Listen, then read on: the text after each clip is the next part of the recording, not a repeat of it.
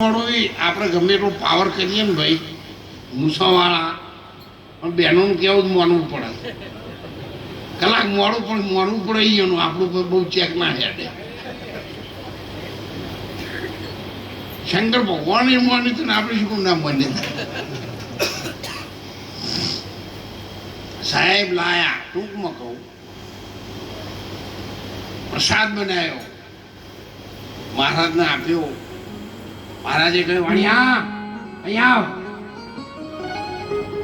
તું મને ઓળખે છે ના બાપુ તો સાંભળો તમે નર ને નારી એ હું છું બાવો અઘોરી વાણિયા હું તો અઘોર પંથનો અઘોરી છું માણસનું માટી જોઈએ મને આવા તારા તાર પાક મને ન જોઈએ એ પણ તારા ઘરમાં લગ્ન ન કર્યો એ વાન છે મંજૂર નહીતર ના પાડી દે હું ચાલતો થઈ જાઉં વાણીએ જઈ ચંગાવતીને કીધું શેઠાણી મહારાજ તો આવું કે છે તો શેઠ તમે ગભરાવો નહીં જો આવી માગણી કરે ને તો એ મારો નાથ નકળક નેજાધારી છે એ બીજો આવી માગણી ના કરી શકે છે મારો એકનો એક દીકરો કેલૈયો ભણવા માટે ગયો છે ને એને હું લઈ આવું તારે મહારાજે કીધું શેઠાણી લગ્ન કર્યા તેવા કપડા પહેરી ખંડણિયામાં ખાંડી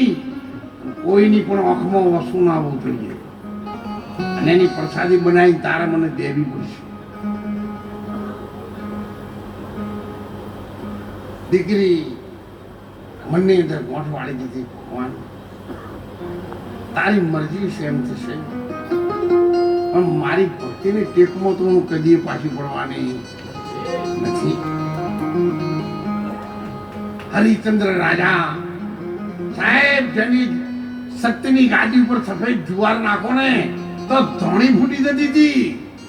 એટલું એનું તપ ને તેજ હતું મહારાજ કોઈ દાડો અયોધ્યાની ગાદી ઉપર બેઠા નતા ગાદીનો નમસ્કાર કરીને બાજુમાં બેસતા હતા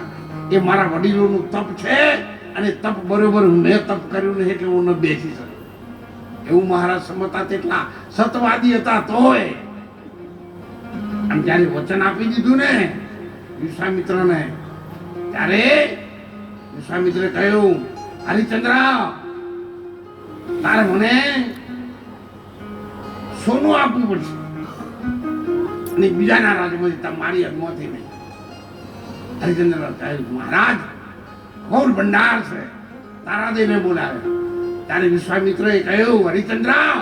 એ તો સોનું તે મને રાજપાટ અર્પણ કર્યું ને એની અંદર બધું આવી ગયેલું છે તારા દેવું હતું બીજા રાજમાંથી લાવ ત્યારે અમારા સંતોએ કહ્યું કાશી નગર ના